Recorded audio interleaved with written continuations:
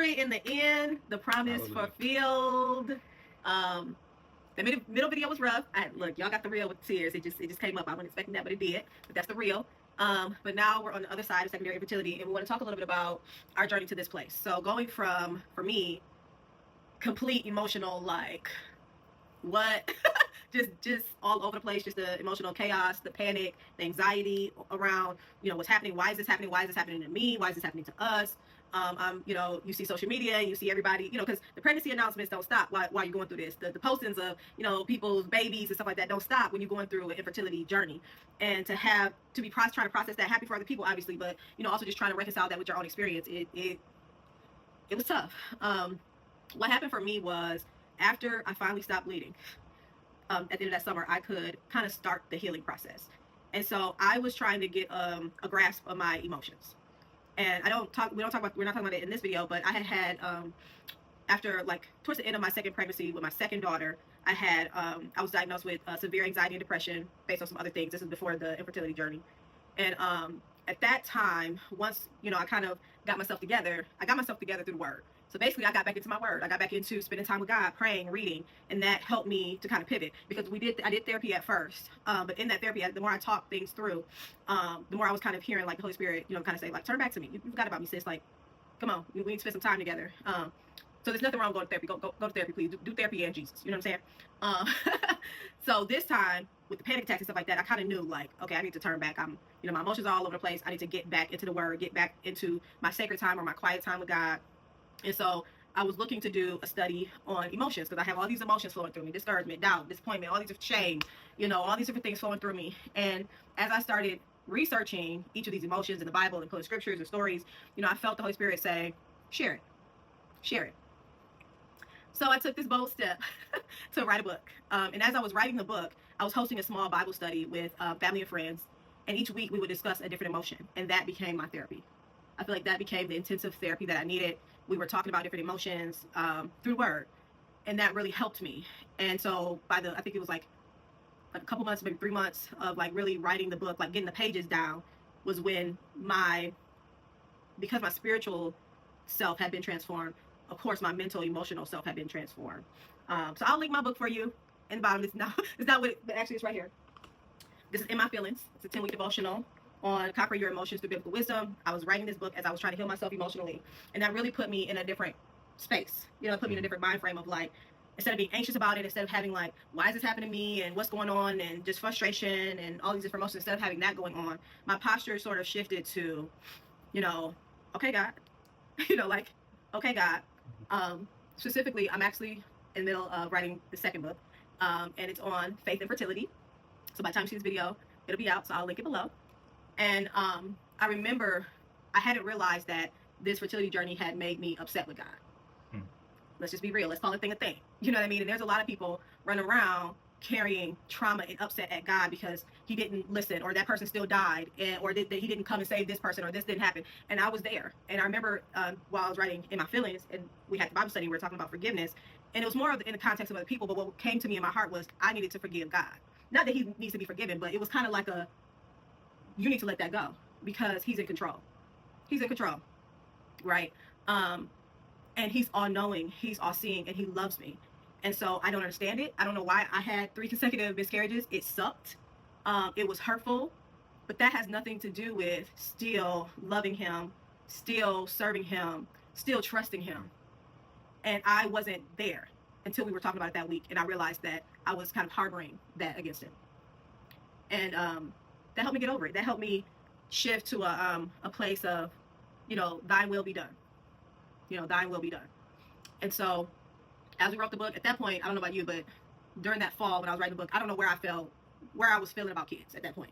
I was like, I don't know if I want to put myself through this again. That was a lot. I'm just now feeling better, like, emotionally, through the Bible studies and all that. I don't know. And so I remember someone saying to me, like, eventually I started sharing my story, because at this point, again, my family and friends only knew about one miscarriage. Through the Bible study, I began to share about the other 2 and some of the emotional stuff I had been going through. And, someone had mentioned that about their story. And look, obviously I didn't know about, their story and their journey with fertility and having children. And one of the things that they said was, like, they prayed for God to take away the desire. right? Like, hey, God, if you don't want me to have more kids, take away the desire, right? And so I loved that. I was like, I want to be in lockstep with God, right? So at this point, I hadn't even asked him. It was a me. This is what I want, right? I hadn't asked him what he had for me until I heard that. And so I decided to pray. And I was like, okay, God, if this is not what you have for me, take the desire away. Just take the desire away, right? Easy enough. This is not what you want for me, whatever. And I just specifically remember that desire not going away from me. I think you had mentioned that you were still kind of like, okay, so that we don't have to go through this again, I'm good with the 2 kids we got. Yeah, and it's from it's heavy, and so it was just like, I am blessed. I am, we've been very fortunate and blessed in all areas of our lives.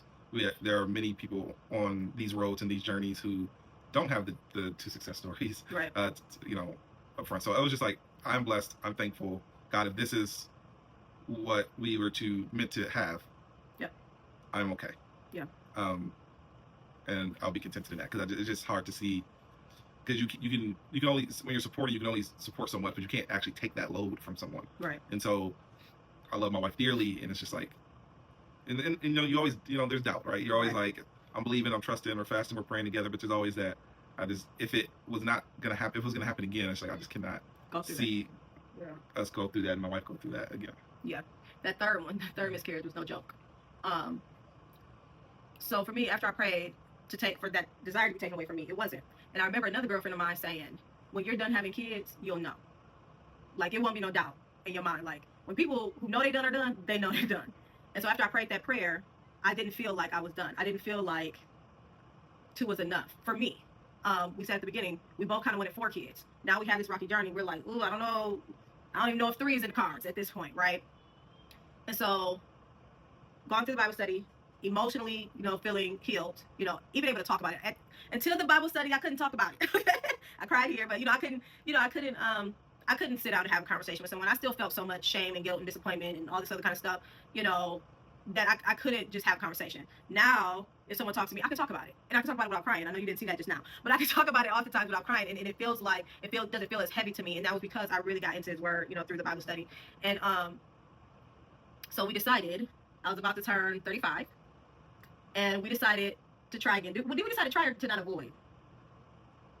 I think we did intentionally try. We did intentionally try, because this time was different. So remember, from the first 2 kids to the 3 miscarriages, at no point did we mention like, oh, we went to God and asked Him for, or really kind of brought Him into the process. It just was kind of like, if we want to have kids, we'll just have more. But at this point, after going through this, it was like the only thing that we could do was kind of surrender the situation to Him. And so I had gone through this emotional, spiritual, healing process, and now it was like, okay, let's fast and let's pray. Right? Let's fast and let's pray for a month before we try. And so that's what we did. We tried to eat certain foods, not eat certain foods. Here and there, I feel like we took like some vitamins. Like, I've always kind of taken the prenatal vitamin ever since having my first daughter. But like, taking, CoQ10, there's some other vitamins, I'll list them below. But it wasn't like, let me force God's hand. It was more of like, okay, I'm going to fast. I'm going to try to, make sure my body's in the best health that it can be in. And we're going to see what happens. Mm-hmm.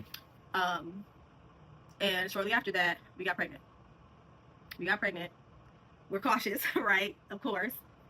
Now we're doing early testing with our doctors. I'm requesting that they check my ACG levels. I'm requesting early ultrasounds and all of that, just to make sure. I'm like, do you see a heartbeat? Like, I'm checking. And then I got to a point spiritually where I kind of like heard God, for me, being like, you know what? I'm not going to do this. I'm not going to allow the unfortunate miscarriages that I've had to take away from the joy of this pregnancy that is. Mm-hmm.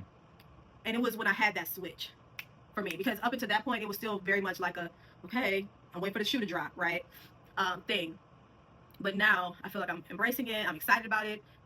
With the, last couple of miscarriages, I was afraid to get excited. Now I'm like, no, saying you're not gonna have my joy. This is a beautiful thing. It's a beautiful thing to be able to bring a child into this world. God already confirmed to me that this is done. It's already done in His name. That this is going to be done, that I'm happy and healthy, that my children, all of them born and unborn, are going to be happy and healthy. And so I'm not going to go through this in fear and anxiety and doubt and all that kind of stuff. How did you feel? Like, did you have like a shift like that, or from the first trimester to the second? From the transition of the first to the second trimester, it's just the weight kind of goes off statistically, medically, scientifically. The risk in the first trimester is just so much higher. It's the highest point throughout the pregnancy journey. And so I just want to stay diligent throughout those weeks and just supporting and prayerful. And obviously, keep praying. But once you transition, you start to realize, like, I think it's like, I don't know, you feel like you can smile again. Yeah. You can be happy again. You're like, we're past oh week my 7. goodness. You can actually get excited and focus from negativity into who is this new person that we're going to meet, and who is going to be our new child, and get that excitement again. Yeah. And so if you click on this video, it's because you might be going through that journey. For me, what I would say was most helpful was repositioning and getting closer to God on this particular topic, going to him. You need to be led for what he's telling you to do with your family. You get what I'm saying? You got to surrender the situation to him, because, you know, I think people don't think about, like, even being led of, like, take this multivitamin versus that multivitamin, because I know there's lots of videos over here, you know, on YouTube that talk about, I did, you know, this hormone treatment, or I did, you know, this different treatment, or I took these vitamins or that vitamins. You know, you really have to be led. And for me, what made all the difference is when we fasted and when we prayed, and then we prayed every day. And, you know, we're believers. We've been believers since, you know, since we got together. But I will say, having this experience brought us together in prayer on a common topic where we hadn't before. Like, we didn't necessarily naturally come together every day, or even, you know, a few times a week to pray about something. But this time we did. And then even after we got pregnant, we kept praying. And then there was still prayers that I said over myself. And it was just something about hearing him pray over me. You know what I mean? That just, like, helped the anxiety to subside. It helped me to be like, okay, you know, all right, Lord, you know, whatever you have. And so in the second book, I talk about that. I talk about, you know, a lot of times you'll even hear people say, like, oh, there's no manual for life. There is. It's called the Bible. And unfortunately, I'm not the first, you know, and I may not be the last person who might deal with any form of infertility where it's just, you know, they've never had a child, or, you know, they're going through secondary infertility like we went through.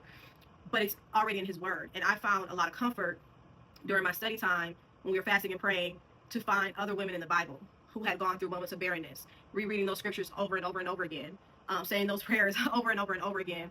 And it built my faith that, you know, God is true to his word. He can do the impossible. What am I talking about? What, you know, I was so concerned about, can I do this physically? But once I started to get in my word, I realized, like, this ain't about if I can do it. This is about he can do it. You know what I mean? If I believe, you know. So that's what the second book is about. It's a 21-day devotional on finding faith in fertility. I give a much more eloquent description of our journey in the preface, but the scriptures, the prayers, the affirmations were some of the things that I said for myself, to build my own faith, to build my own belief, to also get rid of unbelief throughout the journey. And so hopefully, you know, if you are someone who believes in God, has felt your faith tested, you know, through your journey, hopefully, you know, the book blesses you. I still repeat the scriptures. I still repeat the prayers, even though I'm here at this point in the pregnancy, to remind myself I'm not going back to that anxious, panicked state that I was in because of the prior losses. Is there anything you would leave for anybody who's gone through this journey, or say, or encouragement? To stay strong, stay in support, especially for men who are maybe along with the journey with your partner. It's heavy, but be the rock, be the stability, be the consistency that she needs in this moment, so that she can fully express herself, and just continue to support and be prayerful together. Yeah. And I know, because it's fertility, you know, there's the medical aspect of it. We are believers in medicine.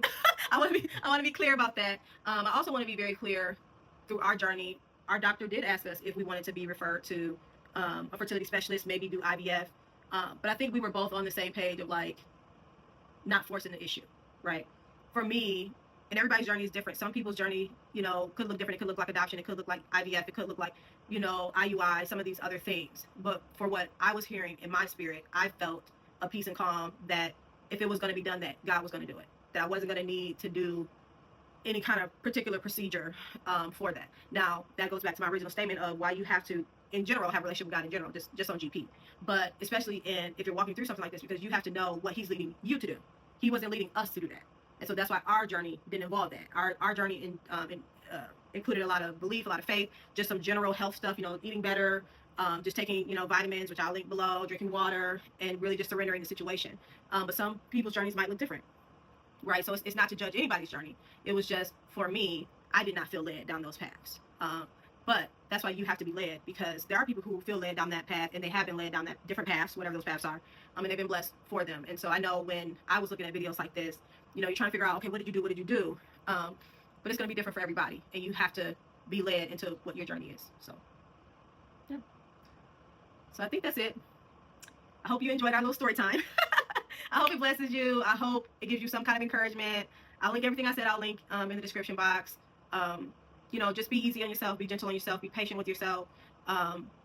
You know, there is, you know, there's always a light at the end of the tunnel. There is always hope.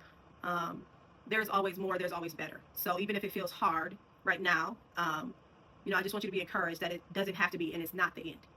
So be encouraged, be blessed, and thank you for checking out our video.